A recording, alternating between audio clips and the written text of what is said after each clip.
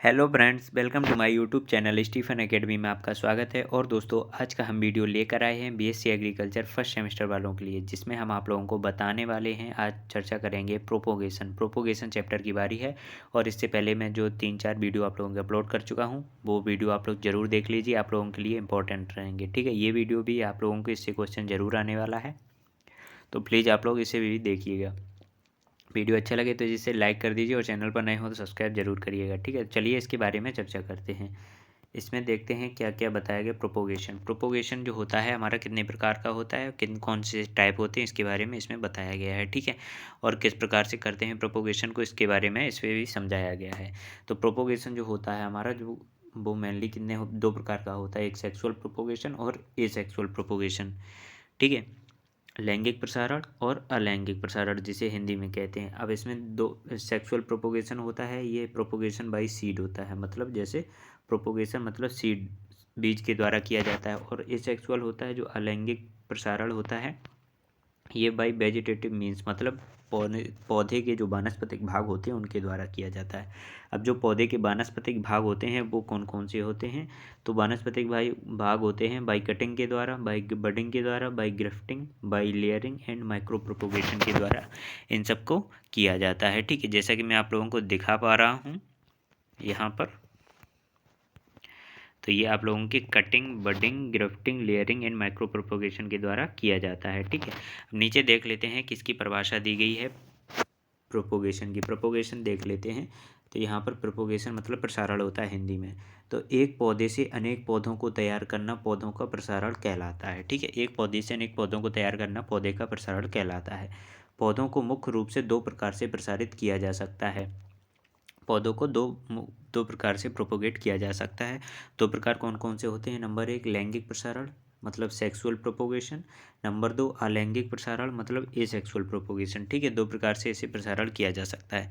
अब देखते हैं कि नंबर 1 में जो आया है आपका लैंगिक प्रसारण। लैंगिक प्रसारण क्या होता है इसके बारे में देखते हैं।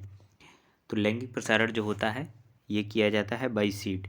तो इसमें बताया गया है कि जब पौधे का प्रसारण बीजों के द्वारा किया जाता है तो इस प्रकार के प्रसारण को लैंगिक प्रसारण कहा जाता है। ठीक है, जब पौधों का प्रसारण बीजों के द्वारा किया जाता है तो इस प्रकार के प्रसारण को लैंगिक प्रसारण कहा जाता है। ठीक है, अब लैंगिक प्रसारण जो होता है इसके कौन कौन से लाभ होते हैं, तो एडवांटेज ऑफ सेक्सुअल प्रोपोगेशन मतलब लैंगिक प्रसारण के लाभ तो कौन कौन से होते हैं। नंबर एक पर देखिए, यह प्रसारण की सबसे सरल विधि होती है। ठीक है, ये क्या होती है, यह प्रसारण की सबसे सरल विधि होती है। नंबर दूसरे पर, विभिन्न प्रकार की नई प्रजातियों को विकसित करने के लिए लैंगिक प्रसारण की आवश्यकता होती है। जब कोई नई प्रजाति विकसित की जाती है तो इसके द्वारा लैंगिक प्रसारण के द्वारा ही की जाती है वो। ठीक है, तो नंबर 3 पर बात करते हैं, लैंगिक विधि से प्रसारित पौधे अलैंगिक प्रसारित विधि द्वारा पौधों की तुलना में अधिक समय तक जीवित रहने वाले तथा विभिन्न प्रकार के कीटों एवं रोगों के प्रति सहनशील भी होते हैं। ठीक है, ये इसके लाभ बताए जा रहे हैं। नंबर 4 पर क्या है कि बीजों के द्वारा प्रसारित पौधे तेज हवाओं के द्वारा होने वाली क्षति को कम करने में भी सक्षम होते हैं। नंबर 5 में क्या लाभ है, कुछ फल वृक्ष केवल बीजों द्वारा ही प्रसारित किए जा सकते हैं, जैसे कि पपीता है जो इसका वेजिटेटिव पार्ट्स के द्वारा ये प्रोपोगेट नहीं किया जा सकता, इसे केवल बीज द्वारा ही प्रोपोगेट किया जा सकता है। ठीक है, तो ये लैंगिक प्रसारण के क्या थे, लाभ थे। अब इसकी जो कुछ हानियाँ भी हैं उनको देख लेते हैं। तो हानियाँ क्या दी गई हैं, हानियाँ दी गई डिसएडवांटेज ऑफ सेक्सुअल प्रोपोगेशन मतलब हानियाँ इसकी। ठीक है, इसके बारे में बात कर लेते हैं। तो पहला पॉइंट देखते हैं, इसमें पहला पॉइंट कहा गया है कि बीजों के द्वारा प्रसारित पौधे इलाइट टाइप और ट्रू टू मदर प्लांट मात्र पौधे के समरूप पौधे प्राप्त नहीं किए जा सकते हैं।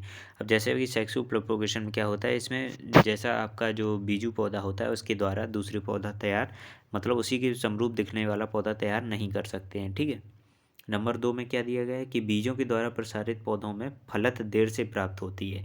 तो बीजों के द्वारा जो प्रसारित पौधे होते हैं उनमें क्या होता है, फलत देर से प्राप्त होती है। नंबर 3 में क्या है कि बीजों के द्वारा प्रसारित पौधों के फलों की गुणवत्ता अलैंगिक प्रसारण फलों की तुलना में खराब होती है। ठीक है, प्रसारित पौधों के फलों की गुणवत्ता अलैंगिक प्रसारण फलों की तुलना में क्या होती है, खराब होती है। अब आगे बात कर लेते हैं कि अलैंगिक प्रसारण मतलब एसेक्सुअल प्रोपोगेशन क्या होता है, अलैंगिक प्रसारण के बारे में बात कर लेते हैं।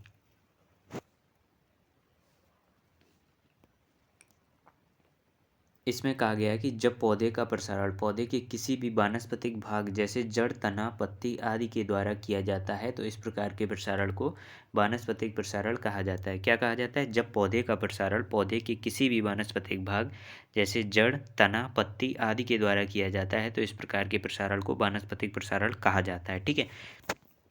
अब जो इसके एसेक्सुअल प्रोपोगेशन के लाभ होते हैं उनको देख लेते हैं कि लाभ इसके क्या क्या होते हैं, इसके बारे में भी देख लेते हैं।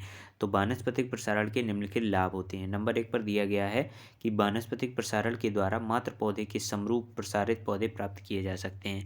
मतलब जो मदर प्लांट होता है उसी के समान दिखने वाले पौधे उससे प्राप्त किए जा सकते हैं। किससे? मतलब एसेक्सुअल प्रोपोगेशन के द्वारा। ठीक है।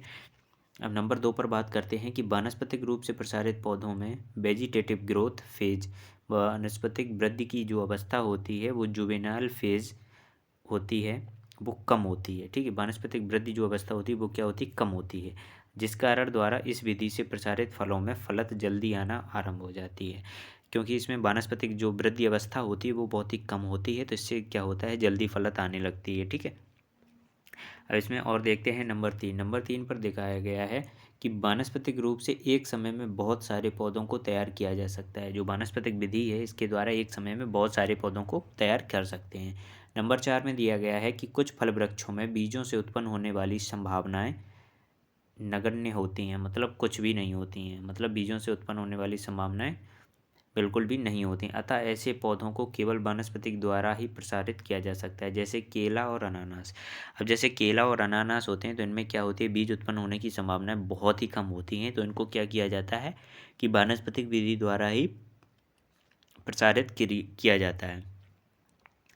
आगे देखते हैं इसके और जो लाभ दिए गए हैं वो लाभ क्या क्या दिए गए हैं। 5वें नंबर पर दिया गया है कि वानस्पतिक विधि द्वारा अफलन की स्थिति को सुधारा जा सकता है। वानस्पतिक विधि द्वारा अफलन की स्थिति को सुधारा जा सकता है, अर्थात वानस्पतिक विधि द्वारा पुराने भागों का जीर्णोद्धार भी किया जा सकता है। नंबर 6 में देखिए कि इस विधि द्वारा प्रसारित फलों की गुणवत्ता अच्छी होती है। जो वानस्पतिक विधि द्वारा जो प्रसारित किए जाते हैं मतलब प्रोपोगेट जो पौधे होते हैं इनकी गुणवत्ता अच्छी मानी जाती है। नंबर 7 सॉरी, वानस्पतिक रूप से प्रसारित पौधे प्रति इकाई क्षेत्रफल में अधिक उत्पादन भी देते हैं। बीजू पौधों के अलावा जो वानस्पतिक रूप से पौधे तैयार किए जाते हैं उनसे प्रति इकाई क्षेत्रफल अधिक उत्पादन भी होता है।